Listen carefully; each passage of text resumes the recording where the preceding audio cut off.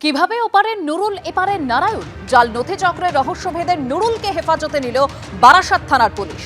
আরেক অনুপ্রবেশকারী শেখ রফিকুল ইসলামেরও 5 দিনের পুলিশ হেফাজত। বাংলাদেশের নাগরিকদের নিয়েই জাল নথি চক্রের কারবার করতেন সমীর দাস। সমীরের সহযোগী ধৃত 7 জনই বাংলাদেশের বাসিন্দা। নুরুলের জাল নথি তৈরি করে দিয়েছিল এই ধৃত সমীর দাসই, পুলিশ সূত্রে এরকমই দাবি করা হচ্ছে।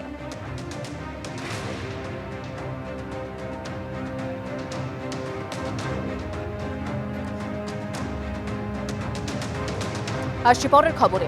সোনারপুরে 8 বছরের ছেলেকে খুন, গ্রেপ্তার মা। ছেলে দুষ্টুমি করছিল, বারণ করলেও শোনেনি। রাগের বশে ছেলেকে খুন, অপরাধ কবুল মায়ের। গতকাল মাকে গ্রেপ্তার করে তদন্তের জন্য বাড়িতে আনা হলে মারমুখী হয়ে ওঠেন স্থানীয় বাসিন্দারা।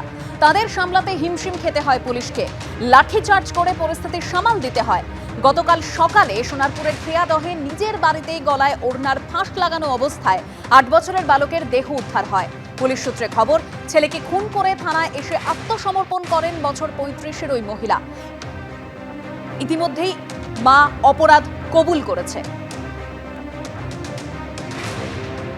এই তুমি ছেলেকে মেরেছো? হ্যাঁ, মেরেছো? কেন মেরেছো? কি করছিল?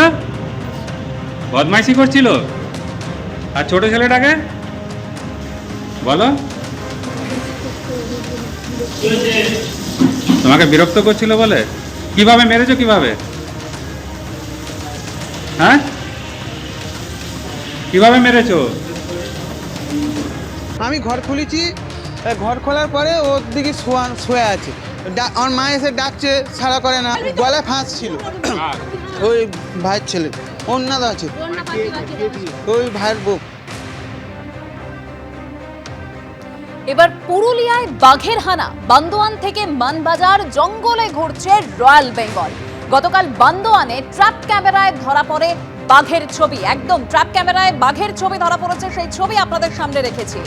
বান্দোয়ানের রাইকা পাহাড় সংলগ্ন একাধিক জায়গায় 30টিরও বেশি ট্র্যাপ ক্যামেরা লাগিয়েছিল বন দপ্তর, আর সেই ক্যামেরাতেই ধরা পড়েছে বাঘের ছবি।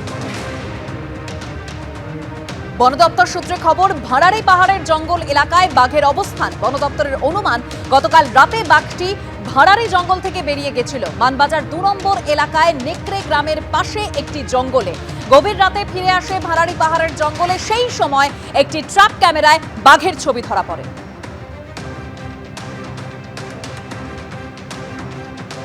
প্রসূতি মৃত্যুকাণ্ডে সাসপেনশনের প্রতিবাদ। মেদিনীপুর মেডিকেলে অবস্থান বিক্ষোভে জুনিয়র চিকিৎসকরা। মেদিনীপুর মেডিকেলে জুনিয়র ডাক্তারদের অবস্থান। অধ্যক্ষের অফিসের সামনে গতকাল রাত থেকে অবস্থান। প্রসূতি মৃত্যুকাণ্ডে সাসপেন্ড করা হয়েছে 7 জনকে। জুনিয়র ডাক্তার সহ 13 জন চিকিৎসক ইতিমধ্যেই সাসপেন্ড। আর এই সাসপেনশনের প্রতিবাদে মেদিনীপুর মেডিকেলের অধ্যক্ষকে চিঠি জুনিয়র ডাক্তারদের, আর সেই চিঠি স্বাস্থ্য শিক্ষা অধিকর্তার কাছে পাঠালেন মেদিনীপুর মেডিকেলের অধ্যক্ষ। চিঠিতে কি উল্লেখ রয়েছে, বিস্তারিত তথ্য জানবো। আমাদের প্রতিনিধি সন্দীপ সরকার রয়েছেন আমাদের সঙ্গে টেলিফোন লাইনে।